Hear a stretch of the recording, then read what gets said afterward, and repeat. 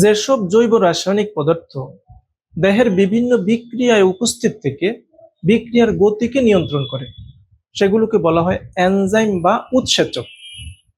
এই এনজাইমগুলো বিক্রিয়ার গতিকে বৃদ্ধি করতে পারে অথবা হ্রাস করতে পারে, যেমন পেপসিন, ট্রিপসিন, অ্যামাইলেজ, লাইপেজ আমাদের দেহে খাদ্য পরিপাকের সময় যে বিক্রিয়াগুলো হয় সেগুলোকে নিয়ন্ত্রণ করে।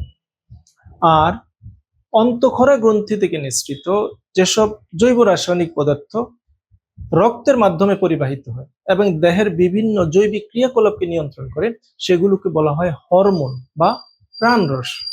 যেমন পিটুইটারি থেকে নিঃসৃত গ্রোথ হরমোন দেহের বৃদ্ধি নিয়ন্ত্রণ করে, থাইরয়েড গ্রন্থি থেকে নিঃসৃত থাইরক্সিন দেহের বিপাক ক্রিয়া নিয়ন্ত্রণ করে, শুক্রাশয় থেকে নিঃসৃত টেস্টোস্টেরন পুরুষের যৌন বৈশিষ্ট্য নিয়ন্ত্রণ করে এবং ডিম্বাশয় থেকে নিঃসৃত প্রজেস্টেরন মহিলাদের যৌন বৈশিষ্ট্য নিয়ন্ত্রণ করে।